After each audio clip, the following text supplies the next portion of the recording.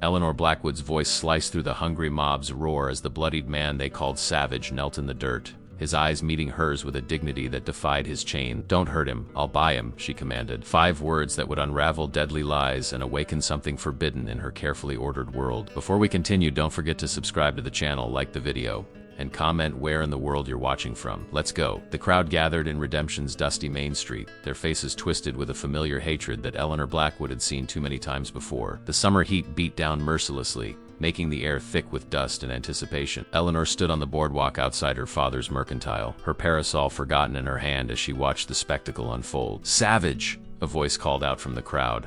"Make him crawl." In the center of the gathering stood Sheriff Mills, his weathered face impassive beneath his hat brim, and beside him, Marshal Turner, whose reputation for cruelty preceded him wherever he went. Between them, on his knees with hands bound behind his back, was a man Eleanor had never seen before. He wasn't like the other Native Americans she'd encountered in her 22 years on the frontier. His features were proud but mixed, high cheekbones and copper skin suggesting indigenous blood, but something else too. His long black hair hung in tangled waves around a face that refused to show fear despite the blood trickling from a cut above his eye. He wore the remains of what might have once been proper clothes, a white shirt now stained with dirt and blood, a dark vest and pants that had seen better days. "Ladies and gentlemen of Redemption," Marshal Turner's voice boomed across the crowd. "What we have here is the notorious Savage of Silver Creek, murderer, thief, and enemy to decent folk everywhere." The man on his knees stared straight ahead, his jaw clenched but his eyes alert. Eleanor felt something stir within her, not pity exactly, but recognition. The look in his eyes wasn't that of a wild man or a killer. It was the look of someone who had been hunted too long. $10 for the first man who lands a proper blow, Turner announced, gesturing to the kneeling figure. "We'll teach this half-breed what happens when you cross white settlers." The crowd roared its approval. A few men stepped forward, rolling up their sleeves. Eleanor felt her heart hammer against her ribs. Without thinking, she stepped off the boardwalk and pushed her way through the throng. Her blue dress caught the dust as she moved, the fabric dragging in the dirt, but she didn't care. "Stop this!" Her voice rang out, clearer and stronger than she'd expected. The crowd parted reluctantly, murmurs rippling through the gathered townspeople as Eleanor Blackwood, daughter of the wealthiest merchant in 3 counties, strode toward the lawmen. Sheriff Mills looked uncomfortable. "Miss Blackwood, you shouldn't be here. This isn't a sight for a lady." "And what sight would that be, Sheriff?" Eleanor asked, her voice sharp as she reached the center of the circle. "The sight of men acting like animals?" The prisoner's eyes flicked up to meet hers for just a moment, dark, intelligent eyes that widened slightly in surprise before returning to their careful neutrality. Marshal Turner spat in the dust. "Miss Blackwood, with all due respect to your father, this ain't your concern. This man's wanted in 3 territories. He's responsible for the deaths of at least 5 settlers. And he's been tried for these crimes, has?" Eleanor asked, arching an eyebrow. Turner's face darkened. "We don't need a trial for his kind." Eleanor stepped closer to the kneeling man. From this distance, she could see the network of old scars across his exposed forearms, the tension in his shoulders as he remained perfectly still under her scrutiny. "Don't hurt him," she said, her voice carrying across the now hushed crowd. "I'll buy him." A ripple of shock moved through the onlookers. Marshal Turner's jaw dropped. "Buy him, Blackwood. This ain't a slave auction. This is justice." "Justice?" Eleanor laughed, a cold sound that surprised even her. "This is a mob looking for entertainment." She reached into her reticule and withdrew a small leather pouch. "I'm prepared to offer $200 for this man." The prisoner's head snapped up, his eyes meeting hers with an intensity that nearly made her step back. There was no gratitude there, only suspicion and a flash of something like anger. "Miss Blackwood," Sheriff Mills began, clearing his throat. "You can't just..." 300, Eleanor interrupted, opening the pouch to display the gold coins within. "Surely that's more than the bounty on his head." Turner stared at the gold, then at Eleanor, his expression calculate. "The bounty's $250, but he's worth more to me in satisfaction." 400, Eleanor countered without hesitation. "And I'll speak to my father about that shipment of rifles your office has been waiting for." She could see the greed warring with his pride. Around them, the crowd watched in fascinated silence. The kneeling man remained still, but Eleanor could feel his eyes boring into her. "What do you want with him anyway?" Turner asked, suspicious. Eleanor thought quickly. "My father's ranch needs workers, strong ones, and I imagine a man who's survived this long against the odds knows how to work." Turner laughed, an ugly sound. "You think you can tame the Savage, Miss Blackwood? Finer women than you have tried." Eleanor met his gaze steadily. "I don't need to tame. I just need him to work." A long moment passed. Turner exchanged glances with Sheriff Mills, who gave a small shrug. 500, Turner said finally. "Cash now, and he's yours. But when he slits your throat in the night, don't come crying to me." Eleanor counted out the coins deliberately, aware of the prisoner's gaze tracking her every move. When she finished, she held the money out to Turner, who snatched it quickly. "He's your problem now," the marshal said, cutting the ropes that bound the man's wrists. "Call him Savage all you want. It goes into an 80 bureau saving under all that dirt and hate." The prisoner stood slowly, towering over Eleanor by at least a head. His wrists were raw from the ropes, but he made no move to touch them or to run. He simply simply stood, waiting, his face unreadable. "What's your real name?" Eleanor asked quietly, aware of the crowd still watching them. For a moment she thought he wouldn't answer, then his lips parted. "Logan," he said, his voice low and rough, as if unused to speaking. "Logan Blackfoot." Eleanor nodded once. "Well, Mr. Blackfoot, you work for me now." She turned to face the crowd, raising her voice. "This man is now under the protection of the Blackwood family. Anyone who harms him answers to my father." The mention of Jonathan Blackwood, whose influence stretched from Colorado to the New Mexico territory, had the desired effect. The crowd began to disperse, though many faces showed disappointment at being robbed of their entertainment. "Follow me," Eleanor said to Logan, not waiting to see if he complied as she turned and began walking toward the mercantile. Behind her, she heard his footsteps, measured and deliberate, following at a careful distance. Eleanor felt the weight of what she'd just done settling onto her shoulders. She had no idea what kind of man Logan Blackfoot really was. Murderer, thief, or innocent victim of frontier prejudice. All she knew was that she couldn't stand by and watch another person treated like an animal for the amusement of a crowd. Her father would be furious. The town would talk, and the man walking behind her remained an unknown quantity, potentially dangerous, certainly mysterious. But as Eleanor climbed the steps to the boardwalk, she couldn't bring herself to regret her impulsive action. There had been something in Logan Blackfoot's eyes, a dignity, an intelligence that belied the savage label Marshall Turner had so eagerly applied. "Miss Blackwood," his voice came from behind her, still rough but with a clear note of question. Eleanor turned to face him, realizing for the first time how striking he was, even covered in dust and blood. "Yes, Mr. Blackfoot." His dark eyes studied her face, searching for something. "Why?" Eleanor hesitated, the question hanging between them like a physical thing. Why indeed? She barely understood her own actions. "Because it was wrong," she said finally. What they were doing was wrong. Logan's expression didn't change, but something shifted in his eyes. Skepticism, perhaps. "Nothing comes without a price, Miss Blackwood," he said quietly. "Even mercy," before Eleanor could respond. The door to the mercantile swung open, and Jonathan Blackwood's imposing figure filled the frame. His silver hair and beard were neatly trimmed, his clothes impeccably tailored despite the frontier setting. The moment his eyes landed on Logan, his face darkened. "Eleanor."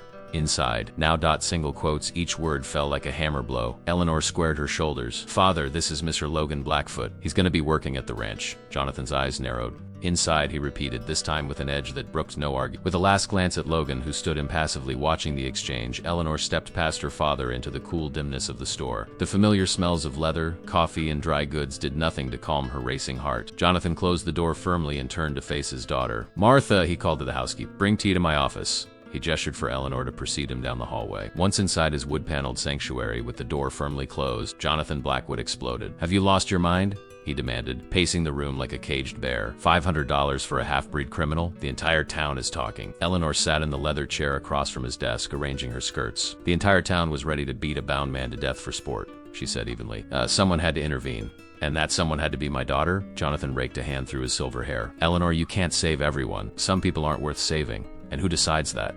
Eleanor challenged. "Marshall Turner? The same man who hanged 3 Ute last year without a trial." Jonathan sighed heavily, some of the anger draining from him. "You have your mother's heart," he said, his voice softening, "and her stubbornness. This isn't Boston, Eleanor. The rules are different here." A knock at the door interrupted them. Martha entered with a tea tray, her eyes darting curiously between father and daughter before she retreated. "What do you intend to do with him?" Jonathan asked, pouring tea with practiced motions that belied his frontier surroundings. Eleanor accepted the cup. "Exactly what I told Turner. He'll work at the ranch. And if he is the murderer they claim?" Eleanor met her father's gaze steadily. "Then he'll face justice. Not a lynch mob." Jonathan studied his daughter for a long moment. "Been back from that Eastern school for less than a month, and already you're turning my world upside down." Despite his words, there was a hint of pride in his voice. "The world needs turning sometimes," Eleanor replied. A ghost of a smile touched Jonathan's lips. "Very well. Your savage can work at the ranch, but not alone. He'll be under Micah's supervision at all times. And he'll sleep in the bunkhouse with the other hands." Eleanor nodded, relief washing through her. "Thank you, Father." "Don't thank me yet," Jonathan warned. "This may end badly, and you'll bear the responsibility." Outside, Logan Blackfoot stood exactly where Eleanor had left. His stillness was unnatural, as if he had learned long ago that movement drew unwanted attention. The afternoon sun cast his face in sharp relief, highlighting the strong line of his jaw,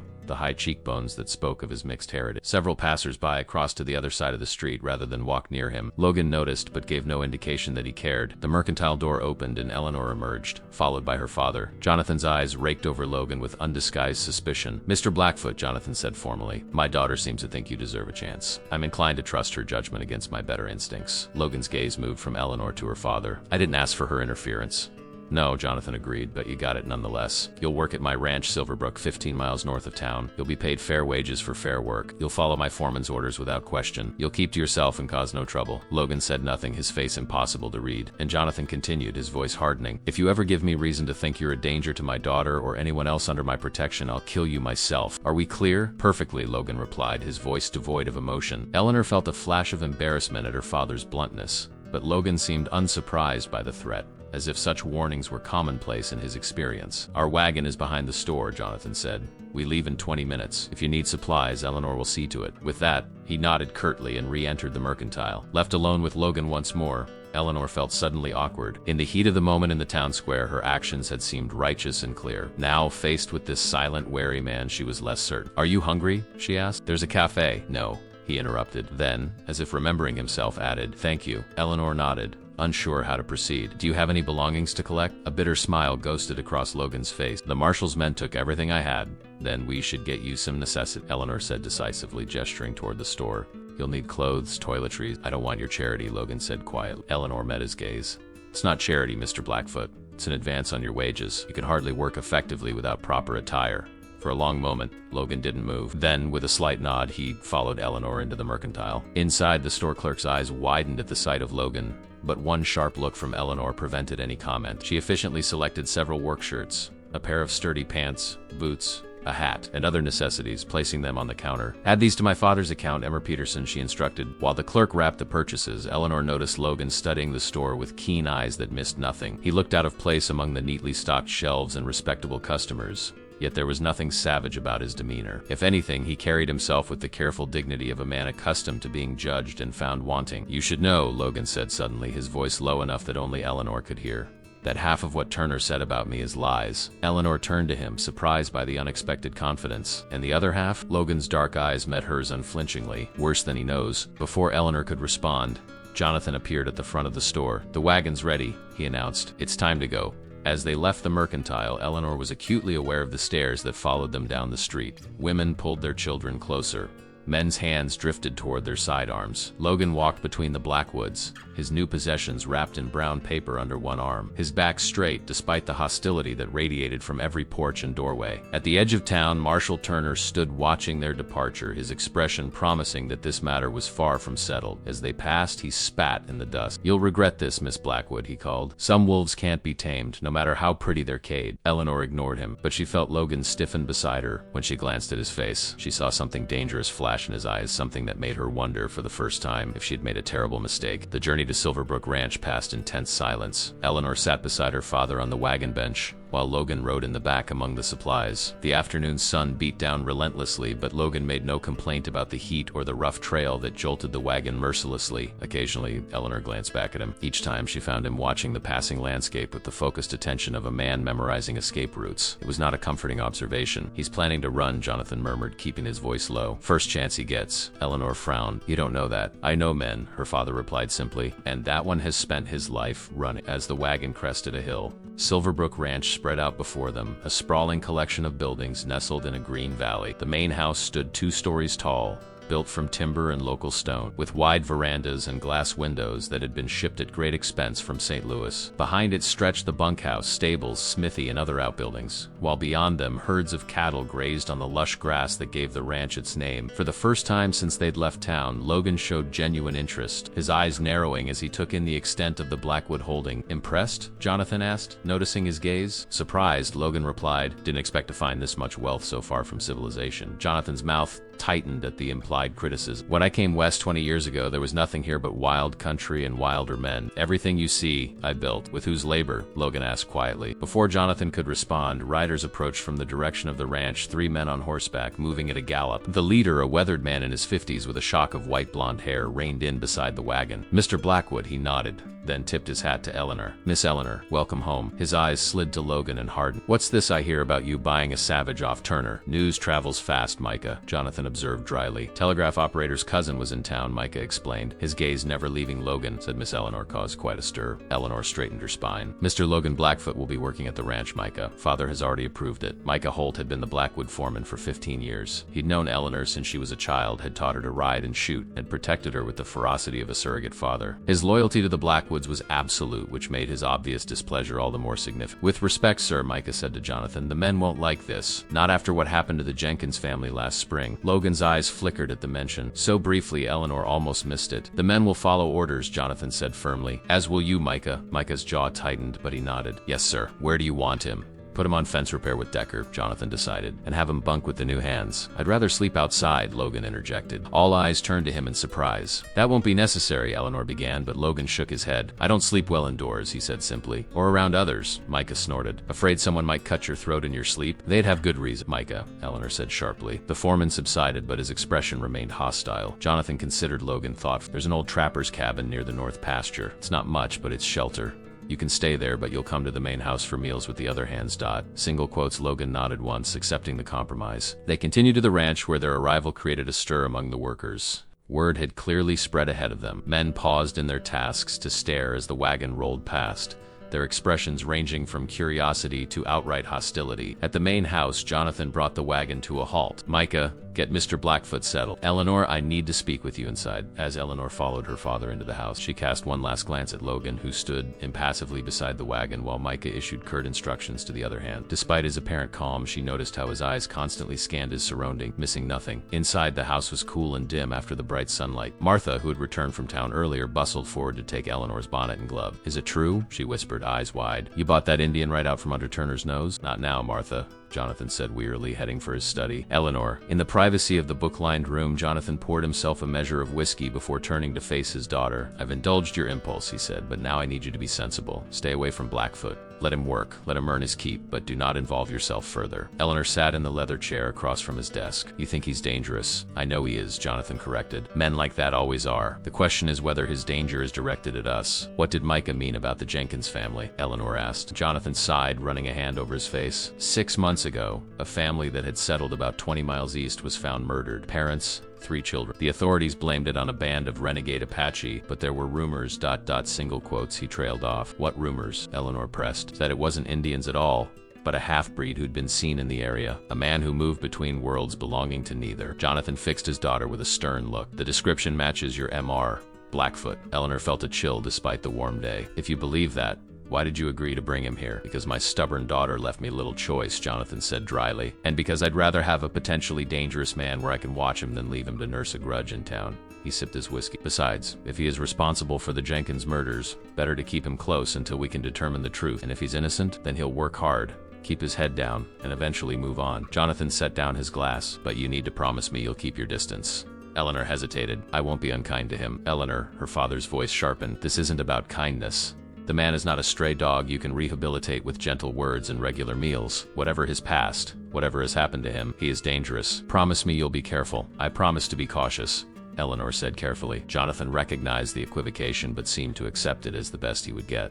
"That will have to do." He glanced out the window where Logan could be seen following Micah toward the stables. God help us if I'm wrong about him. Later that evening, as the ranch hands gathered for supper in the large kitchen that served as a dining hall, Eleanor observed Logan from the doorway. He sat alone at the end of one table, a space of empty bench between him and the nearest worker. He ate methodically, his movements economical, his attention seemingly on his plate, though Eleanor suspected he was aware of every hostile glance, every whispered comment. The new clothes suited him. Clean and properly dressed, with his long hair tied back, Logan Blackfoot looked less like a savage and more like a man, a handsome one. Eleanor had to admit, with his strong features and intense eyes, as if sensing her scrutiny, Logan looked up, his gaze finding hers across the crowded room. For a moment, their eyes held. Then he gave her a slight nod, acknowledging her presence without invitation or gratitude. Eleanor nodded back, acutely aware of her father watching from across the room. The promise of caution echoed in her mind, but so did the memory of Logan's words in town. "Half of what Turner said about me is lies, and the other half is worse than he knows." What secrets did Logan Blackfoot carry, and how dangerous would they prove to the Blackwood ranch and to Eleanor herself? Dawn broke over Silverbrook Ranch in a wash of pink and gold. Eleanor stood on the veranda, a shawl wrapped around her shoulders against the morning chill, watching as the ranch hands emerged from the bunkhouse. Micah was already issuing orders, his voice carrying across the yard as he assigned tasks for the day.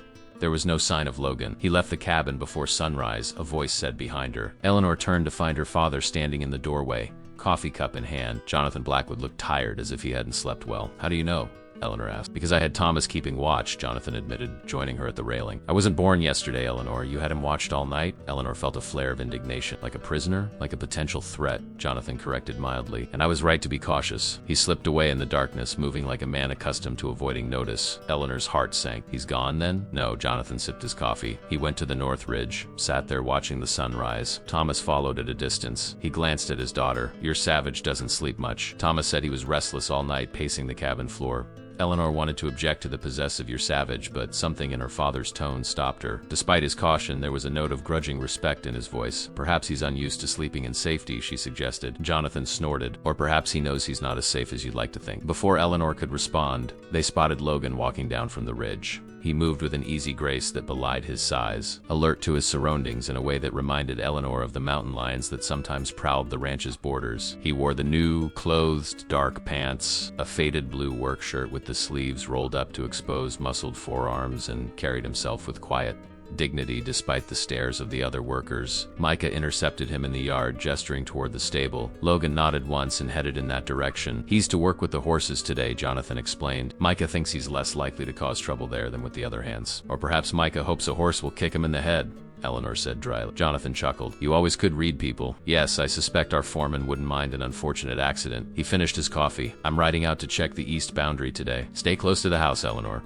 I always do, she assured him, though they both knew it wasn't strictly true. After breakfast, Eleanor busied herself with household accounts in her father's study, but her mind kept drifting to the stables and the mysterious man working there. Logan Blackfoot had shared almost nothing of himself, yet his presence dominated her thoughts. Was he a murderer, as Marshall Turner claimed? A victim of frontier injustice? Or something more complicated, a man shaped by violence into something dangerous but not irredeemable? By midday, Eleanor could no longer resist her curiosity. Changing into a simple riding skirt and jacket, she made her way to the stables under the pretext of exercising her mare, Penny. The stable was cool and fragrant with the smell of hay and horses. At first, Eleanor thought it was empty, but then she spotted Logan in the last stall, brushing down one of the Mustangs they'd recently acquired. The horse, a spirited bay that had thrown 2 ranch hands and bitten Mike, stood perfectly calm under Logan's ministrations. He worked with methodical care, speaking occasionally in a low voice that wasn't English. Eleanor watched, transfixed by the gentleness in his hands and the soothing quality of his voice. This was not the dangerous half-breed of Marshall Turner's accusations, nor the stoic, wary man who had followed her from town. This was someone else entirely. He likes you, she said finally. Logan didn't startle at her voice. He had known she was there, she realized, probably from the moment she entered the stable. He understands me, Logan replied without turning. We're both half-wild things that men want to break, the horse nickered softly, pushing its head against Logan's shoulder. He smiled, the first genuine smile Eleanor had seen from him, and the transformation was remarkable. Years seemed to fall away from his face, revealing a younger man than she had first thought, perhaps no more than 30. You have a way with them, Eleanor observed, stepping closer. Were you raised around horses? Logan's smile faded and his expression became guarded once more. My father was a cavalry officer at Fort Laramie. He taught me about horses before he decided I wasn't worth teaching. The revelation surprised Eleanor. Your father was white? Irish, Logan confirmed with a hint of bitterness. He had a taste for native women, but no stomach for half-breed son. He returned to brushing the horse, his movements slightly more brusque. My mother was Lakota. She died when I was young. It was more personal information than he had shared since arriving, and Eleanor sensed it had cost him something to reveal even this much. I'm sorry, she said quietly. Logan shrugged. It was a long time ago. Eleanor moved to the next stall where her mare waited. You spoke to the horse in your mother's language? Logan nodded. Some words stay with you, even when you try to forget them. As Eleanor saddled Penny, she felt Logan watching her. She worked efficiently, having long ago rejected the notion that a lady couldn't manage her own horse. You ride alone? Logan asked. Often, Eleanor confirmed. The ranch hands are too busy for escort duty, and I'm perfectly capable of looking after myself. Logan's expression suggested skepticism. Your father allows this? My father understands that I'm not as illy confined, Eleanor said, leading Penny from her stall, though he prefers I stay on Blackwood land. Logan returned the brush to its place and stepped out of the Mustang's stall. It's dangerous country for a woman alone. Are you concerned for my safety, Mr. Blackfoot? Eleanor asked, unable to keep a hint of challenge from her voice. Logan met her gaze directly. I'm concerned that your father will blame me if anything happens to you while I'm here. The blunt assessment stung more than Eleanor cared to admit. I assure you, you won't be held responsible for my actions, won't I? Logan's voice hardened. I'm already responsible for things I didn't do, Miss Blackwood. What's one more? The bitterness in his tone gave Eleanor pause. You're referring to the Jenkins family? Logan went very still. What do you know about that? Only what my father told me, Eleanor said carefully. That a family was killed and some believe you were responsible. Logan's jaw tightened. And what do you believe, Miss Blackwood? Eleanor studied him, searching his face for any hint of the murderer Turner had described. She found only wariness and a deep, carefully controlled anger. I believe there's more to the story than I've been told, she said finally. Logan held her gaze for a long moment, then nodded slightly, as if she had passed some test. You should ride in the south pasture today, he said, changing the subject abruptly. The wildflowers are blooming. Eleanor blinked at the unexpected suggestion. How would you know? You've only been here a day. I watched the land as we rode in, Logan said simply. The south slopes face the sun. The flowers always bloom there first. It was a small detail, but it revealed an observant mind and a connection to the natural world that intrigued Eleanor further. Perhaps I will, she said, mounting Penny with practiced ease. Good day, Mr. Blackfoot. As she rode away, Eleanor felt Logan's eyes following her, and wondered again what secrets he harbored and whether the truth would prove more dangerous than the rumors. The south pasture was indeed ablaze with wildflowers, lupins, and Indian paintbrush creating a tapestry of purple and crimson against the green grass. Eleanor rode slowly, allowing Penny to pick her way through the colorful display while she pondered her brief conversation with Logan Blackfoot. He was a puzzle-guarded and bitter one moment, unexpectedly observant and almost gentle the next. The way he had handled the temperamental Mustang revealed a patience and sensitivity, at odds with Marshall Turner's portrayal of a cold-blooded killer. Yet there was undeniably something dangerous about him. It wasn't just his physical presence, though he moved with the coiled readiness of a predator. It was the darkness that sometimes shadowed his eyes, the careful way he watched everything around him, as if expecting an attack from any quarter. Eleanor found herself wondering what had shaped him, what experiences had taught him such wariness, what wounds lay beneath his stoic exterior. Lost in thought, she nearly missed the rider approaching from the west. By the time she spotted him, he was too close to avoid. Eleanor reined in Penny, recognizing the distinctive white hat and black coat of Marshall Turner. Miss Blackwood. Turner touched the brim of his hat as he drew alongside her. Riding alone, I see. Risky behavior in these parts. Eleanor straightened in the saddle. I'm on my father's land, Marshall. The only risk I face is unwelcome company. Turner's smile didn't reach his eyes. Sharp tongue for such a pretty lady. Your father should have sent you to finishing school longer. My education is quite sufficient,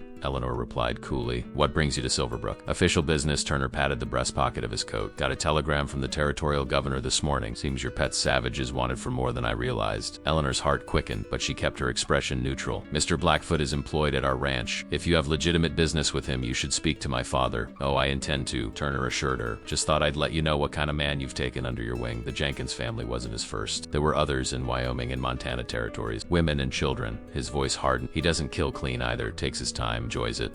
Eleanor fought to keep her revulsion from showing. These accusations have been proven in a court of law? Turner laughed harshly. Court of law? Out here? No, Miss Blackwood, but the evidence speaks for itself. Ask him about Fort Kern if you don't believe me. Ask him what happened to the sutler's daughter. Before Eleanor could respond, hoofbeats sounded from the direction of the ranch. Micah appeared, riding hard toward them. He reined in sharply, positioning his horse between Eleanor and the marshal. Miss Eleanor. He nodded, his eyes never leaving Turner. Your father was concerned when he saw the marshal crossing our land. Just having a friendly chat, Turner said easily. Catching up with Miss Blackwood here. Miss Eleanor doesn't need catching up with, Micah said flatly. An uninvited guest should report to the main house. Turner's smile tightened. Of course. I was just heading that way. Don't let me interrupt your ride, Miss Blackwood, but do be careful. You never know what dangers might be lurking on your father's land these days. With a tip of his hat, Turner rode toward the ranch house. Eleanor watched him go, a cold knot forming in her stomach. You shouldn't be out alone, Micah said once Turner was out of earshot. Not with that half-breed around. Eleanor turned to her father's foreman, frustrated by the echo of Turner's warning. Logan Blackfoot has given me no reason to fear him, Micah. Rattlesnakes don't give warning before every strike, Micah replied grimly. Just because he hasn't shown his true nature yet doesn't mean it isn't there. And what is his true nature? Eleanor challenged. According to whom? Marshall Turner, who would have let a mob beat a bound man for entertainment. Micah's weathered face softened slightly. I know you want to see the good in people, Miss Eleanor. It's one of your finest qualities. But some men don't have any good left in them. They've seen too much, done too much, or had too much done to them, Eleanor countered. Micah sighed. Maybe so. But that doesn't make them any less dangerous. He nodded toward the ranch. We should head back. Your father will want to be present when Turner states his business. They rode in silence, Eleanor's mind churning with Turner's accusations. Fort Kearney, the sutler's daughter. Were these real atrocities committed by Logan? Or more fabrications from a man determined to see him hang? When they reached the ranch, Turner's horse was already tied at the hitching post outside the main house. Eleanor hurried inside to find her father and the marshal in the study, their conversation audible through the partially open door. I don't care what the governor says, Jonathan was saying, his voice tight with anger. You can't just ride onto my property and take a man without evidence. I've got all the evidence I need, Turner insisted. Eyewitness accounts, A pattern of similar killings. The man's a butcher, Blackwood. Then present your evidence to a judge and get a proper warrant, Jonathan replied. Until then, Blackfoot works for me and he stays here. Eleanor pushed the door open, startling both men. What's happening? Jonathan frowned at her interruption but answered. Marshal Turner believes he has the authority to arrest Blackfoot without a warrant or formal charges. I have charges, Turner said, pulling a folded paper from his coat. Murder. Multiple counts. The territorial governor himself has signed this. Jonathan took the document, scanning it with a practiced eye. This authorizes you to apprehend a suspect for questioning. It's not an arrest warrant. Turner's face reddened. It's enough. That savage has evaded justice. Ask your daughter what she thinks. I just told her what her precious project did to the sutler's girl at Fort Kearney. Wasn't much left to bury. Jonathan's eyes flicked to Eleanor, who stood her ground despite the graphic implication. I think, she said carefully, that Mr. Blackfoot deserves the same presumption of innocence any white man would receive. Turner snorted. He's not a man, Miss Blackwood. He's a half-breed who belongs to neither world. His own kind don't want him. Why should we? That's enough, Jonathan said sharply. You've made your position clear, Marshal. Now I'll make mine equally clear. Logan Blackfoot remains at Silverbrook until you return with a proper warrant for his arrest. If you attempt to take him by force, you'll find my men less accommodating than I am. Turner's hand drifted toward his sidearm and the tension in the room thickened. Then, with visible effort, he relaxed. Have it your way, Blackwood. But when more bodies turn up, remember this conversation. He turned to Eleanor. And you, Miss Blackwood, when he shows you what he really is, don't say you weren't warned. With that, he strode from the room. Moments later, they heard the front door slam and hoofbeats as he galloped away. Jonathan sank into his chair, suddenly looking older. That man will be trouble. Do you believe his accusations? Eleanor asked quietly. Her father stared at the paper Turner had left. I don't know. The charges are serious and they come from multiple territories. He looked up at his daughter. There's something not right about Turner's pursuit of this. It's too personal, too, vengeful. Eleanor hesitated, then asked the question that had been burning in her mind. What happened at Fort Kearney with the sutler's daughter? Jonathan's expression darkened. I don't know the details, but the story reached even here. About 3 years ago, the sutler's daughter at Fort Kearney was found murdered, brutally so. The commanding officer's half-Indian scout was blamed. He escaped before they could hang him. He studied Eleanor's fate. Turner believes that man was Logan Blackfoot. And you? Eleanor pressed. What do you believe? Jonathan sighed heavily. I believe we've stirred up a hornet's nest by bringing him here, and I'm not sure any of us will escape unstinged that evening. Dinner at the Blackwood house was a tense affair. Word of Turner's visit had spread through the ranch, and the hands ate quickly before retreating to the bunkhouse. Their conversations hushed and wary. Logan was conspicuously absent from the meal. Where is Miss Blackfoot? Eleanor asked Micah as he helped himself to coffee. The foreman shrugged, said he wasn't hungry, went back to his cabin after finishing with the horses. Jonathan frowned. Did you tell him about Turner's visit?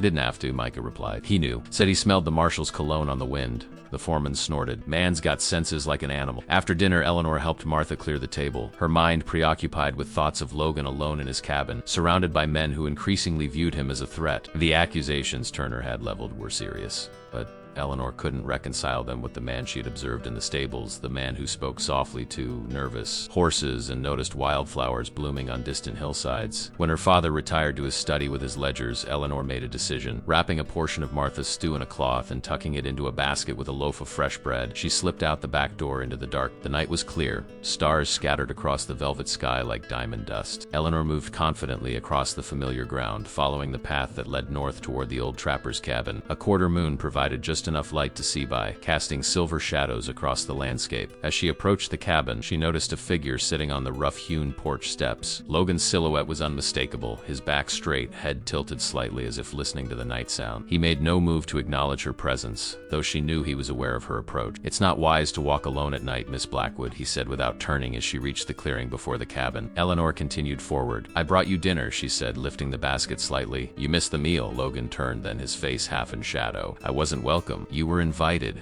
Eleanor countered, stopping a few feet from the steps. There's a difference. His voice held no self-pity, only pragmatic acceptance. Eleanor set the basket on the step beside him. You should eat. Logan made no move toward the food. Why are you here, Miss Blackwood? The bluntness of the question caught Eleanor off guard. She hesitated, suddenly uncertain of her own motivations. Why had she come? To bring food to a hungry man? To satisfy her curiosity about his past? Or was there something more drawing her to this enigmatic stranger? Marshal Turner made some serious accusations today, she said finally. Logan's face remained impassive. He's made many over the years. He mentioned Fort Kearney, Eleanor pressed, the sutler's daughter. A muscle twitched in Logan's jaw, the only indication that her words had affected him. Did he now?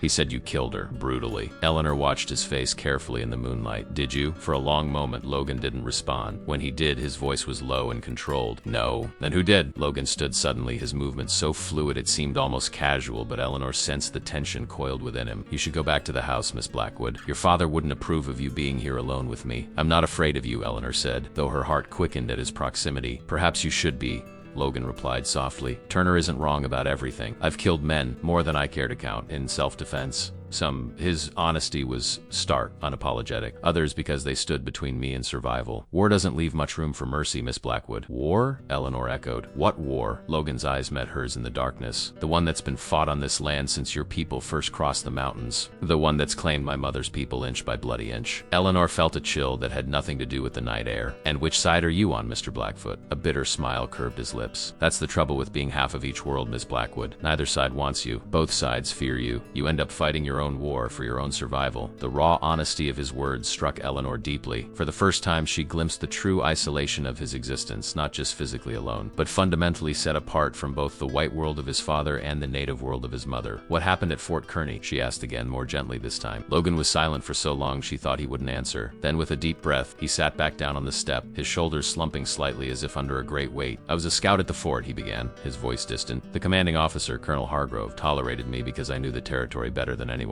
His men didn't share his pragmatism. Eleanor remained standing, afraid that any movement might break the spell of his unexpected confidence. Jessica was the sutler's daughter, Logan continued. 17, kind to everyone, even the half-breed scout that most men wouldn't look in the eye. A ghost of a smile touched his lips. She brought me coffee sometimes when the nights were cold. Just coffee, nothing more. But people saw, people talk. His hands tightened into fists on his knees. There was a Lieutenant Weber, young, ambitious, cruel. He wanted Jessica. She refused him. One night he got drunk, cornered her in the storehouse. Logan's voice hardened. I heard her scream. I was nearby. I intervened. You saved her, Eleanor said softly. I humiliated him, Logan corrected. Disarmed him in front of witnesses. Left him bleeding, not badly, but enough to wound his pride. He swore I'd pay. Logan's eyes grew distant. 3 days later, Jessica was found murdered. Weber led the search party that discovered her body. He had evidence planted in my quarters, her handkerchief, bloody. Said I'd been obsessed with her, that she'd rejected me. But you weren't given a trial, Eleanor guessed. Logan's laugh was harsh. A trial? For a half-breed accused of murdering a white girl? They were preparing the noose before the colonel even heard the accusations. He shook his head. I escaped that night. Been running ever since. And the real killer? This Lieutenant Weber? Last I heard, he'd been promoted to captain. Logan's voice was flat. Some crimes go unpunished, Miss Blackwood, especially when the accused makes a convenient scapegoat. Eleanor digested this, her mind racing. If Logan was telling the truth, and something in her believed he was then the man, sitting before her was not a murderer, but a victim of the very prejudice that had nearly seen him beaten in Redemption's town square. Why tell me this? She asked finally. Why trust me with the truth? Logan looked up at her, his eyes reflecting the starlight. Because tomorrow Turner will return with more men and a proper warrant. Because by this time the next evening I'll likely be swinging from a rope. His voice softened. And because you're the first person in 3 years who's looked at me and seen something other than a savage. The simple honesty of his answer struck Eleanor to her core. Without thinking, she reached out and touched his shoulder lightly. I won't let that happen. Logan's expression was sad but gentle. Some things can't be stopped, Miss Blackwood. Not even by someone as determined as you. Eleanor's hand lingered on his shoulder, feeling the solid warmth of him beneath the thin fabric of his shirt. My father won't surrender you without proof. Turner will provide proof, Logan said with certainty. False or manufactured, but enough to convince a frontier judge. Their eyes held in the darkness, and Eleanor felt something shift between them, a connection forming that went beyond rescuer and rescued, beyond employer and employee. Eat, she said softly, gesturing to the basket. Keep up your strength. As she turned to leave, Logan's voice stopped her. Eleanor.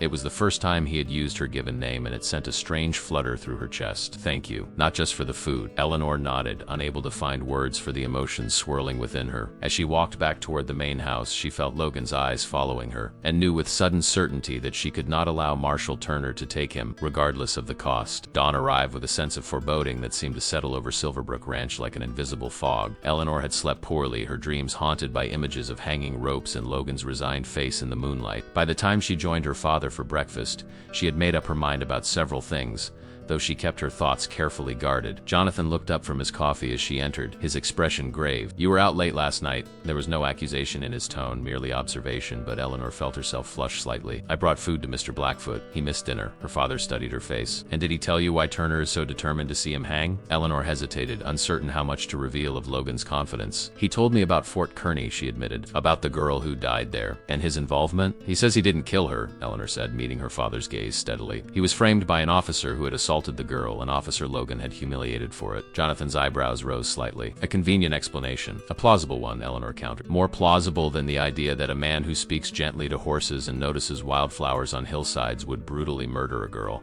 who had shown him kindness." Her father's mouth twitched, almost a smile. "You've always been an excellent judge of character, Eleanor, but you've also inherited your mother's tender heart. Sometimes it leads you to see the best in people who don't deserve such generous interpretation." Eleanor poured herself coffee. "I believe him, father."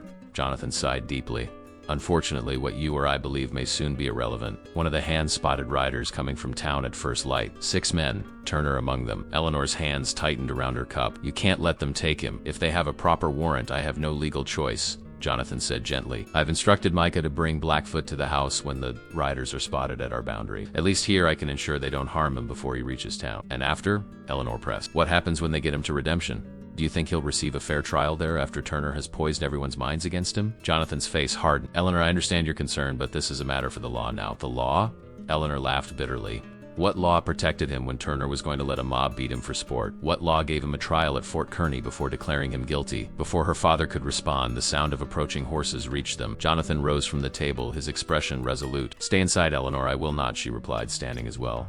"If you insist on surrendering an innocent man to a lynch mob dressed in badges, you won't spare me the sight of it." Her father's face softened slightly. "You truly believe in his innocence, don't you?" "I do," Eleanor said simply. Jonathan nodded slowly. "Then I'll do what I can to ensure he reaches the territorial court, not just the local judge. Judge Harmon is a fair man. He won't be swayed by Turner's prejudice." It was a small concession, but Eleanor recognized it as the most her father could offer. Together they walked to the front of the house, where Micah was already waiting on the porch, rifle in hand. Several ranch hands had gathered in the yard, their expressions ranging from curiosity to hostility. "Where's Blackfoot?" Jonathan asked. Micah's weathered face was grim. "Thomas went to fetch him from the cabin. Should be here any minute." As if on cue, Thomas appeared from the northern path, his young face flushed with exertion. "He's gone, Miss Blackwood," he called as he approached. "Cabin's empty. Bed not slept in." Micah cursed under his breath. "I told you he'd run." Eleanor felt her heart sink. Had Logan fled during the night after their conversation? Had he simply accepted his fate as inevitable and disappeared into the wilderness? Jonathan's expression dark. "Search the property. Can't have gone far on foot." "No need," a quiet voice said from the side of the house. All heads turned to see Logan stepping around the corner, leading the bay Mustang he had been working with the day before. The horse was saddled and carried a small bundle of supplies. Logan himself was dressed in the clothes Eleanor had purchased for him, with the addition of a dark blue bandana around his neck. He looked calm, composed, ready for whatever was to come. "Going somewhere, Blackfoot?" Micah asked, his hand tightening on his rifle. "No," Logan replied simply, coming to a stop several yards from the porch. "Just preparing." His eyes found Eleanor's, and something passed between them, an understanding, a connection that needed no words. He had not run. Despite knowing what awaited him, despite having every reason to flee, he had stayed. "Marshal Turner and his men will be here soon," Jonathan said, studying Logan closely. "They likely have a warrant for your arrest." Logan nodded once. "I know. Did you kill the girl at Fort Kearney?" Jonathan asked bluntly. "No," Logan answered, his gaze unwavering. "Or the Jenkins family?" "No." There was steel in his voice now. "I've killed men who tried to kill me. I've fought in skirmishes where I took no pleasure in the deaths I caused. But I've never harmed women or children, and I never will." Jonathan held his gaze for a long moment, then gave a slight nod. "I believe you." The simple statement seemed to surprise Logan. His composure slipped for just a moment, revealing a flash of vulnerability that made Eleanor's heart ache. "That may not matter much where I'm going," Logan said quietly. "Perhaps not," Jonathan agreed, "but it matters here." A cloud of dust on the horizon announced the approach of Turner's posse. Logan's shoulders straightened almost imperceptibly, and he handed the Mustang's reins to Thomas. "Take care of him," he said. "He's a good horse. Just needs patience." Thomas nodded wordlessly, a hint of confusion in his young face as he led the animal away. Logan turned back to face the approaching riders, his expression settling into the impassive mask Eleanor had first seen in Redemption's town square. Only his eyes remained alive, alert to every movement around him. Eleanor stepped forward, ignoring her father's warning glance. "Mr. Blackfoot," she said, her voice steady despite the turmoil in her chest, "I intend to engage a lawyer for your defense. The territorial court will require evidence beyond Marshal Turner's accusations." Logan looked at her, genuine surprise flickering across his features. "Why would you do that?"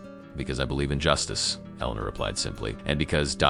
single quotes, she hesitated, suddenly aware of the many eyes upon them. Because you deserve to be judged by the truth, not by prejudice. A ghost of a smile touched Logan's lips. Truth is a rare commodity on the frontier, Miss Blackwood. Before Eleanor could respond, the riders thundered into the yard in a cloud of dust and pounding hooves. Marshal Turner led the group, his face set in grim satisfaction as he spotted Logan standing calmly before the house. "Jonathan Blackwood," Turner called, reining in his horse. "I have here a warrant for the arrest of the half-breed known as Logan Blackwood, wanted for murder in 3 territories." He held up an official-looking document, signed by Judge Wilson himself. Jonathan stepped forward. "May I see this warrant, Marshal?" Turner dismounted, approaching with swagger in his step. As he handed over the document, his eyes slid to Eleanor. "Your charity case turns out to be quite the prize, Miss Blackwood. The reward's up to $800 now." Eleanor met his gaze coldly. "How fortunate for you, Marshal. One might almost think you had a financial interest in M.R. Blackfoot's capture." Turner's eyes narrowed dangerously, but before he could respond, Jonathan cleared his throat. "The warrant appears to be in order," he said, his voice carefully neutral. "However, I must insist that Mr. Blackfoot be treated humanely and delivered to the territorial court, not the local magistrate. That's not your decision," Blackwood, Turner snapped, reaching for the handcuffs at his belt. "The prisoner goes where I say he goes." "The prisoner," Jonathan replied evenly, "remains under my protection until he reaches a proper court. My men will escort you to ensure his safe arrival." Turner's face flushed with anger. "You're overstepping, Blackwood. This man is a murderer, not some lost puppy your daughter can adopt." "Nevertheless," Jonathan said, his voice hardening, "those are my terms. Accept them, or take your warrant elsewhere." The two men faced each other, tension crackling between. Finally, Turner spat in the dust. "Fine, but my men handle the prisoner and he rides in chains." Jonathan nodded curtly. "Agreed." As Turner approached Logan with the handcuffs, Eleanor felt a sudden, overwhelming urge to intervene to stop this somehow, but Logan caught her eye and gave a slight shake of his head as if reading her thoughts. Then, with quiet dignity, he extended his wrists to receive the iron shackles that would return him to captivity. The ride to redemption was a solemn procession. Jonathan had insisted on accompanying the group, along with Micah and 2 trusted ranch hands. Eleanor had begged to join them, but her father had been adamant she would remain at Silverbrook, where she would be safe from both the dangers of the trail and the hostile atmosphere that awaited Logan in town. For 3 days after their departure, Eleanor prowled the ranch like a caged tigress, alternating between fierce determination and quiet despair. Martha watched her with concerned eyes but said little, recognizing the turmoil that gripped the young woman. On the morning of the 4th day, Eleanor made her decision. She rose before dawn, dressed in her most respectable traveling outfit, a deep blue riding habit with a matching hat, and packed a small valise. By the time Martha discovered her absence, Eleanor was already halfway to redemption, riding Penny at a steady pace that ate up the miles without exhausting the mare. She reached town by mid-afternoon, the dusty streets quieter than usual in the heat of the day. As she rode down the main street, Eleanor was acutely aware of the stares that followed her progress, some curious, others disapproving. News of her intervention on behalf of the Savage had clearly spread. The Redemption Hotel stood at the center of town, a 2-story clapboard building with pretensions of grandeur in its painted trim and small veranda. Eleanor dismounted, handed Penny's reins to the stable boy, and straightened her hat before climbing the steps with deliberate dignity. Inside, the small lobby fell silent as she entered. The hotel clerk, a thin man with spectacles perched on his nose, looked up from his ledger with obvious surprise. "Miss Blackwood," he stammered. "We weren't expecting, that is, your father didn't mention. I require a room." "Mr. Collins," Eleanor said crisply, "preferably one overlooking the street." Collins hesitated, his eyes darting to the other occupants of the lobby, 2 matrons whose pursed lips and raised eyebrows indicated clear disapproval of Eleanor's unescorted arrival. "Of course, Miss Blackwood," he said finally, reaching for a key. "Room 4 is available. Shall I have your luggage sent up?" "This is all I brought," Eleanor replied, lifting her small valise. "I don't intend to stay long, just until certain matters are resolved." One of the matrons sniffed audibly. Eleanor ignored her, signing the register with a flourish before accepting the key. "Could you direct me to Mr. Harrington's office?" she asked. "The lawyer?" Collins blinked in surprise. "Ethan Harrington? His office is down the street, past the bank. But Miss Blackwood, he's not. That is, most ladies prefer to have their fathers or husbands handle legal matters." "How fortunate, then, that I am neither married nor in need of my father's assistance in this particular matter," Eleanor replied with a tight smile. "Thank you, Mr. Collins," leaving her valise with instructions to have it taken to her room. Eleanor departed the hotel, conscious of the whispers that erupted behind her. The street was busier now, and she noted these suspicious glances cast her way by passing townspeople. Her defense of Logan had clearly marked her as an object of curiosity and censure. Ethan Harrington's law office was a modest building with a freshly painted sign announcing Harrington and Sons, attorneys at law. Eleanor took a deep breath, squared her shoulders, and pushed open the door. The office was cool and smelled of paper and pipe tobacco. A young clerk looked up from his desk, his eyes widening at the sight of Eleanor standing in the doorway. "May I help you, miss?" he asked,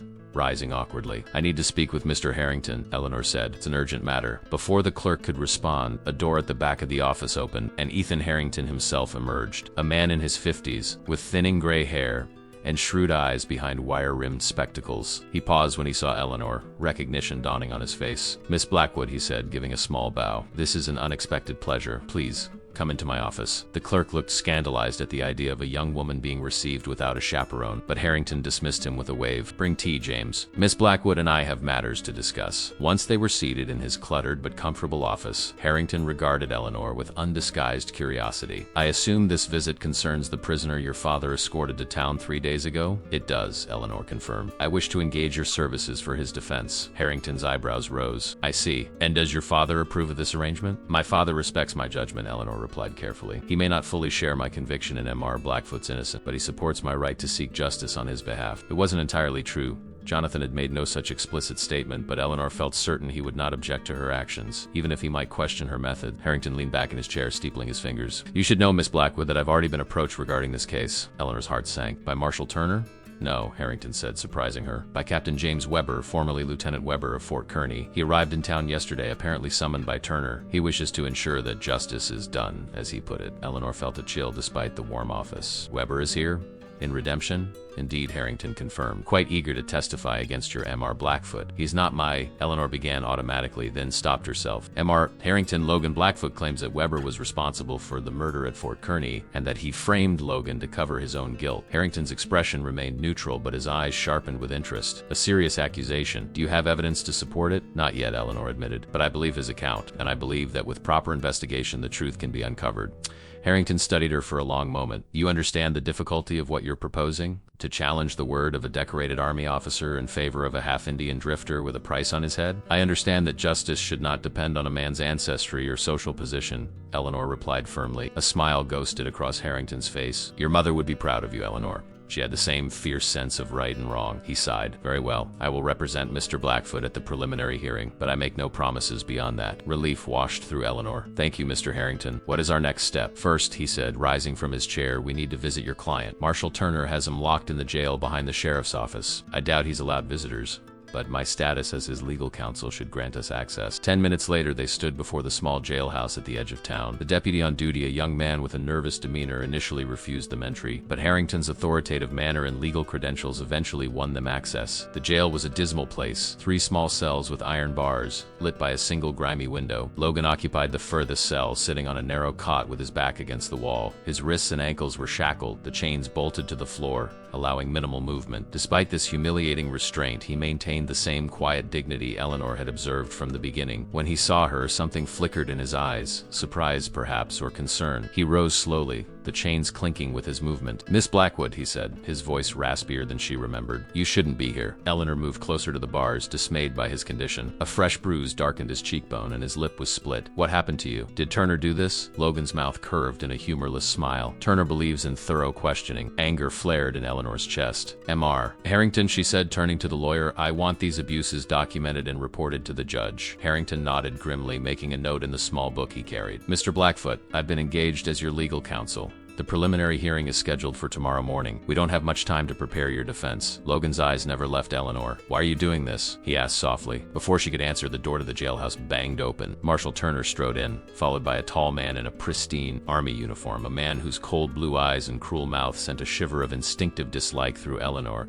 even before she heard his name. "Well, well," Turner drawled. "Isn't this cozy? Miss Blackwood paying a social call on her pet savage." He gestured to his companion. "Allow me to introduce Captain James Weber, recently arrived from Fort Laramie. He's very eager to see justice done in this case." Captain Weber removed his hat and gave Eleanor a slight bow that managed to be both courtly and condescending. "Miss Blackwood, your reputation precedes you." His gaze slid to Logan, and his smile thinned. "As does yours, Blackfoot. Still hiding behind a woman's skirts, I see." Logan's expression didn't change, but Eleanor saw his hands clench into fists at his sides. "Captain Weber," she said coldly, "I understand you have a personal interest in this case." "Indeed I do, Miss Blackwood," Weber replied smoothly. "I was present at Fort Kearney when Jessica Miller was brutally murdered. I discovered her body, and I will not rest until her killer pays for his crimes." The venom in his voice was chilling, all the more so for being wrapped in the veneer of righteous justice. Eleanor met his gaze steadily, refusing to be intimidated. How fortunate, then, that Eleanor Blackwood will have his day in court, she said, where evidence, not personal vendetta, will determine his fate. Weber's smile never wavered,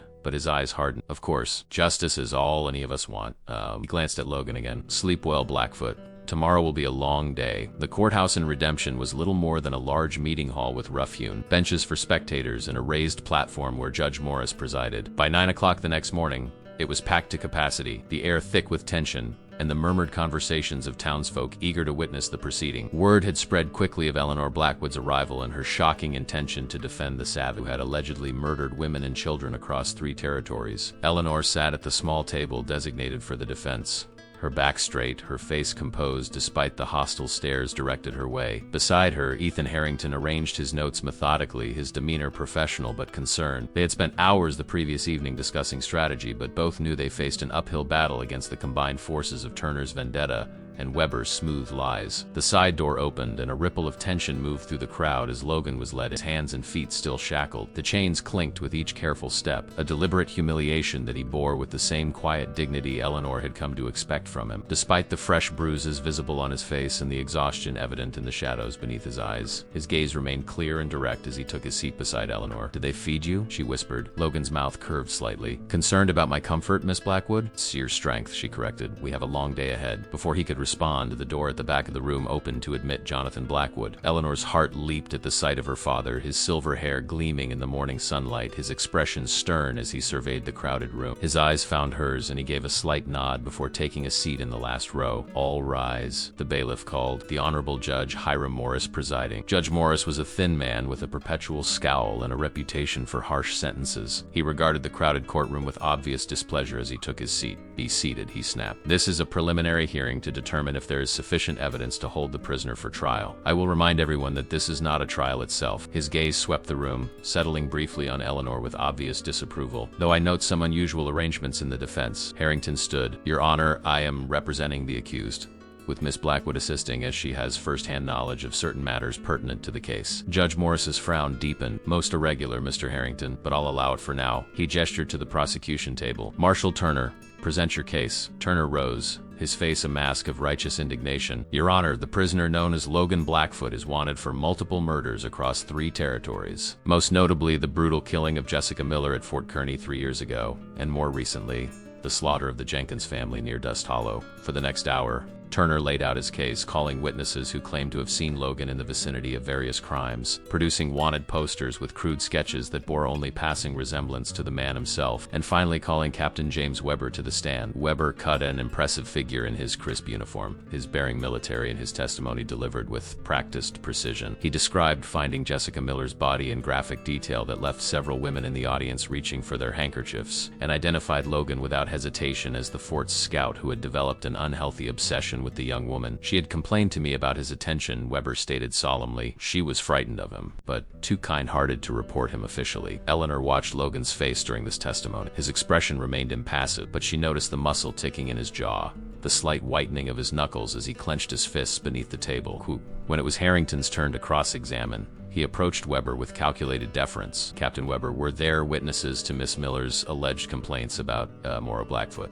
Weber's smile was condescending. "She confided in me privately, Counselor. She was a modest young woman, embarrassed by the situation." "I see," Harrington nodded. "And when her body was discovered, what evidence linked Miss Miller Blackfoot to the crime?" "Her handkerchief was found in his quarters, soaked with her blood," Weber replied promptly. "And he fled rather than face questioning the action of a guilty man, or of a man who knew he would not receive fair treatment," Harrington suggested mildly. Weber's eyes hardened. "The Army treats all men fairly, Counselor, even half-breed." After Weber stepped down, Turner called his final witness, a trembling woman who claimed to have seen a man matching Logan's description near the Jenkins homestead the day before the family was found murdered. "He was watching the house," she insisted, her voice quavering, "like an animal stalking prey." When Turner concluded his presentation, Judge Morris turned to Harrington. "Does the defense wish to present any evidence at this preliminary stage?" Harrington wrote, "We do, Your Honor." We intend to demonstrate that the charges against Mr. Blackwood are based on prejudice and false testimony rather than factual evidence. A murmur ran through the crowd, quickly silenced by the judge's glare. Proceed, Morris said dryly, though I warn you, Mr. Harrington, character assassination of decorated military officers will not be tolerated in my courtroom. I have no intention of assassinating anyone's character. Your Honor, Harrington replied evenly, merely of establishing the truth. He turned to Eleanor. Miss Blackwood, please take the stand. Eleanor's heart raced as she moved to the witness box, keenly aware of the hostile eyes following her progress. She was sworn in, her voice steady as she promised to tell the truth. Miss Blackwood, Harrington began, please describe for the court the circumstances under which you first encountered the defendant. Eleanor recounted the scene in Redemption's town square. Logan bound and at the mercy of a mob. Turner encouraging violence rather than justice. She described her intervention, her subsequent conversations with Logan, and her growing conviction of his innocence. He had ample opportunity to escape from our ranch, she concluded. Instead, he worked diligently, harmed no one, and surrendered himself peacefully when Marshal Turner arrived with his warrant. Turner's objection was immediate. Your Honor, the prisoner's behavior while employed by the Blackwoods has no bearing on his prior actions. On the contrary, Harrington countered, it speaks directly to his character and makes the prosecution's portrayal of him as a bloodthirsty savage far less credible. The judge considered for a moment, then overruled Turner's objection. Continue, Miss Blackwood. Eleanor took a deep breath. There's something else, Your Honor. Information that calls into question. Captain Weber's testimony regarding events at Fort Kearny. A dangerous stillness fell over the courtroom. At the prosecution table, Weber's face hardened. Mr. Blackfoot told me that Jessica Miller had rejected Captain Weber's advances, Eleanor said clearly. That he found her being assaulted by the captain and intervened, humiliating him in front of witnesses. 3 days later, Jessica was murdered, and Miss Kerr, Blackfoot was conveniently blamed. Uproar erupted in the courtroom. Weber shot to his feet, his face flushed with rage. This is slander. How dare this woman repeat the lies of a half-breed murderer? Order. Judge Morris pounded his gavel. I will have order. As the room gradually quieted, Turner approached the bench. Your Honor, Miss Blackwood is merely repeating hearsay from the accused. This is not evidence. I agree, the judge said firmly. Miss Blackwood, unless you have first-hand knowledge or documentary evidence to support these allegations, they will be stricken from the record. Eleanor met the judge's stern gaze unflinching. I have no documents, Your Honor, but I believe Mr. Blackfoot's account, and I believe that with time and proper investigation, evidence supporting his version of events can be found. Judge Morse's expression softened slightly, whether from respect for her conviction or pity for her perceived naivety. Eleanor couldn't tell. This court deals in facts, not beliefs, he said finally. Harrington, do you have any actual evidence to present in the defendant's favor? Harrington hesitated. Your Honor, we request time to gather such evidence. The defense has had less than 24 hours to prepare, while the prosecution has been building its case for years. Judge Morris considered this, his fingers drumming on the bench. I'll grant you 48 hours. Mr. Harrington, if you cannot produce compelling evidence by then, I will rule on the basis of what has been presented today. He banged his gavel. Court is adjourned until 10 o'clock, 2 days hence. As the crowd began to disperse, murmuring their disappointment at the delayed resolution, Eleanor returned to the defense table where Logan sat, his face grim but his eyes fixed on her with an intensity that made her breath catch. You shouldn't have done that, he said quietly. Weber is a dangerous man. By challenging him publicly, you've made yourself a target. Eleanor met his gaze steadily. I'm not afraid of him. You should be, Logan replied, his voice low with urgency. Men like Weber don't accept defeat or humiliation. They destroy what threatens them. Before she could respond, the bailiff approached to return Logan to his cell. As he was led away, the chains at his ankles forcing him to take small, shuffling steps. He glanced back at her once, a look that contained warning, gratitude, and something deeper that Eleanor wasn't ready to name. The 2 days that followed were a whirlwind of activity. Eleanor and Harrington worked tirelessly, interviewing anyone who might have information about either the Fort Kearny murder or the Jenkins family tragedy. Jonathan Blackwood, proving his support in actions rather than words, used his considerable influence to obtain records from the Army and Territorial Governor's Office. Despite their efforts, solid evidence remained elusive. They gathered statements from soldiers who had been at Fort Kearny who confirmed that Weber had shown inappropriate interest in Jessica Miller, and that Logan had indeed intervened in a confrontation between them, but none who could directly connect Weber to the murder. As the deadline approached, Eleanor grew increasingly desperate. Without concrete evidence, Judge Morris would almost certainly rule in favor of the prosecution, and Logan would face a formal trial stacked against him from the beginning. On the evening before the hearing resumed, Eleanor sat in her hotel room, documents spread across the small writing desk, searching for something, anything they might have overlooked. A knock at her door startled her from her concentration. Father, she said with surprise when she opened it. I thought you'd return to the ranch. Jonathan entered, removing his hat. I've been making inquiries of my own, he said, placing a small leather pouch on the desk. Open it. Eleanor untied the drawstring and tipped the contents into her palm, silver locket on a delicate chain, tarnished with age. What is this? she asked, opening the locket to reveal a miniature portrait of a young woman with gentle eyes and a shy smile. Jessica Miller's locket, Jonathan replied, given to her by her mother before she left for Fort Kearney. The sutler's widow still had it among her daughter's returned possessions. Eleanor's breath caught. How did you find her? Money opens many doors, Jonathan said simply, and a father's determination opens the rest. Eleanor examined the locket carefully. It's beautiful, but I don't see how it helps us. Jonathan's eyes held a quiet triumph. Turn it over. On the back of the locket, barely visible in the faded silver, was an engraving, the initials J, M, and JW, separated by a small heart. JW, Eleanor whispered. James Weber. Jessica and Weber were secretly engaged, Jonathan confirmed. According to her mother, Jessica wrote of her excitement at first, but her final letters mentioned growing concerns about Weber's temper and possessiveness. She was planning to break the engagement. Eleanor's mind raced. A rejected possessive suitor, not a rejected obsessive admirer. This contradicts Weber's entire testimony. It's circumstantial, Jonathan cautioned, but combined with the soldier's statements about Weber's behavior, it casts serious doubt on his account. Eleanor impulsively hugged her father. Thank you, she whispered against his chest. Jonathan held her for a moment, then stepped back, his expression serious. Eleanor, whatever happens tomorrow, you should know I'm proud of you. Your mother would be too. The next morning, the courthouse was even more crowded than before. Word had spread of possible new evidence, and it seemed the entire town had turned out to witness the proceeding. Eleanor took her place at the defense table, the silver locket tucked safely in her reticule. When Logan was brought in, she was alarmed to see fresh bruises on his face and a slight stiffness in his movements that suggested further mistreatment. What happened? She whispered as he sat beside her. Turner had questions, Logan replied, his voice flat. I didn't have the answers he wanted. Before Eleanor could respond, Judge Morris entered and called the court to order. Mr. Harrington, he began without preamble, you requested time to gather evidence in the defendant's favor. Have you succeeded? Harrington rose. We have, Your Honor, with the court's permission. I'd like to recall Captain Weber to the stand. Weber took the stand with the same military bearing as before, but Eleanor noticed a tightness around his eyes, a wariness that hadn't been there previously. Harrington approached, holding the silver locket. Captain Weber, are you familiar with this item? Weber's eyes widened almost imperceptibly before his expression smoothed. It appears to be a woman's locket. Cannot say I recognize it specifically. Indeed, Harrington passed the locket to the judge. Your Honor, this belonged to Jessica Miller. You'll note the engraving on the back JM and JW, Jessica Miller and James Weber. A murmur rippled through the courtroom. Weber's face flushed. Many women own such trinkets. It proves nothing. Perhaps not alone, Harrington agreed. But combined with these statements from soldiers at Fort Kearney, he handed a sheaf of papers to the judge, who confirmed that you and Miss Miller were secretly engaged, that she was planning to end the relationship due to your increasingly troubling behavior, and that Mr. Blackfoot intervened when you assaulted her 3 days before her murder. It presents a very different picture than the one you've painted for this court. Weber surged to his feet. This is preposterous. The word of a few enlisted men against a captain's?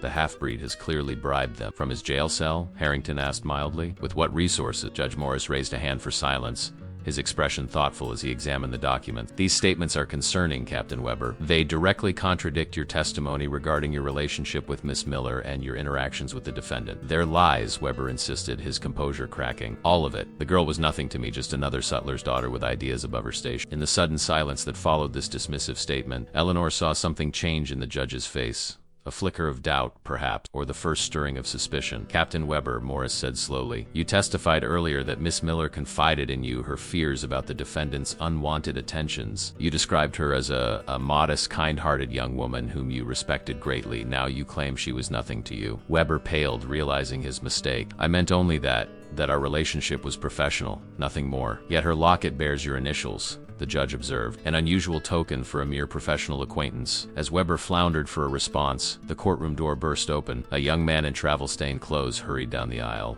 Your Honor, he called, I have urgent information regarding this case. The bailiff moved to intercept him, but Judge Morris waved him forward. Identify yourself, young man. Thomas Wright, Your Honor. I work at Silverbrook Ranch for Mr. Blackwood. He held up a telegram. This just arrived from Fort Laramie. Judge Morris accepted the telegram, his eyebrows rising as he read it. This is most irregular, he murmured before addressing the court. The commander at Fort Laramie has reopened the investigation into Jessica Miller's death based on new information. He looked directly at Weber. Captain, it seems one of your former subordinates has come forward with evidence that you ordered him to plant Miss Miller's handkerchief in the defendant's quarters. The courtroom erupted in chaos. Weber's face contorted with rage as he lunged toward Logan, only to be restrained by the bailiff and several spectators. You ruined everything, he shouted, all pretense of composure abandoned. She was mine until you interfered. She would have stayed with me if you hadn't filled her head with lies. His unintended confession hung in the air like gun smoke. Judge Morris pounded his gavel repeatedly, calling for order. When the room finally quieted, he fixed Weber with a stern gaze. Captain Weber, you are remanded to custody pending investigation into these serious allegations. Marshal Turner, please escort the captain to his cell. He turned to Logan. Mr. Blackfoot, in light of these developments, I am dismissing the charges related to the Fort Kearny murder. However, the matter of the Jenkins family remains unresolved. Eleanor held her breath, hoping their other evidence would be enough. Your Honor, Jonathan Blackwood stood from his place in the audience. If I may address the court on that matter. At the judge's nod, Jonathan approached the bench. I've obtained sworn statements from trappers who were in the vicinity of the Jenkins homestead at the time of the murder. They witnessed a group of outlaws, the Rawlins gang, at the property. The defendant was nowhere near Dust Hollow at that time, as he was working as a guide for a survey party 50 miles north. Judge Morris studied the documents Jonathan provided, then looked at Marshal Turner, who stood ashen-faced by the prosecution table. Marshal, were the Rawlins gang investigated in connection with these murders? Turner swallowed hard. They were considered, Your Honor, but dismissed when evidence pointed to the defendant. Evidence that you personally collected? The judge asked sharply. Turner's silence was answer enough. Judge Morris sighed heavily. It appears justice has been poorly served in this matter. He turned to Logan. Mr. Blackfoot, the charges against you are dismissed. You're free to go. He banged his gavel with finality. This court is adjourned. For a moment, no one moved. Then Eleanor, heedless of propriety or the watching crowd, rushed to Logan's side as the bailiff unlocked his shackles. The iron fell away with a clatter that echoed in the stunned silence of the courtroom. Logan stood slowly, rubbing his wrists where the metal had chafed. His eyes found Eleanor's dark with emotions too complex to name. You did it, he said softly. You saved me. Eleanor shook her head, tears threatening despite her smile. We saved you. My father, Mr. Harrington, even Thomas. No, Logan insisted, his voice for her alone. From the moment you said don't hurt him, I'll buy him in that town square. You saw a man where others saw only a savage. You gave me back my humanity when I'd nearly forgotten it myself. Around them, the courtroom buzzed with conversation as people digested the dramatic turn of events. Some faces showed shock, others disbelief, and a precious few, displayed the dawning recognition that perhaps they had been wrong about the savage in their midst. What will you do now? Eleanor asked, suddenly afraid of his answer. Would he leave, disappear back into the wilderness now that his name was cleared? Logan studied her face for a long moment. I still owe your father several days' labor, he said finally, a hint of a smile touching his lips. And I have a Mustang that needs finishing. And after that? Eleanor pressed, her heart in her throat. Logan's hand found hers, hidden from view between them, but a connection nonetheless. After that, Miss Blackwood, I thought perhaps you might need someone to teach you more about wildflowers. The North Ridge will be blooming soon, his simple words. Eleanor heard the promise of a future, uncertain, unconventional, and undoubtedly challenging, but a future together nonetheless. And as they walked from the courtroom into the bright sunlight of a new day, she knew that whatever trials lay ahead, they would face them side by side, a frontier heiress and the man she had saved, not just from a lynch mob or a corrupt lawman, but from the isolation that had been his prison long before any chains were placed upon him.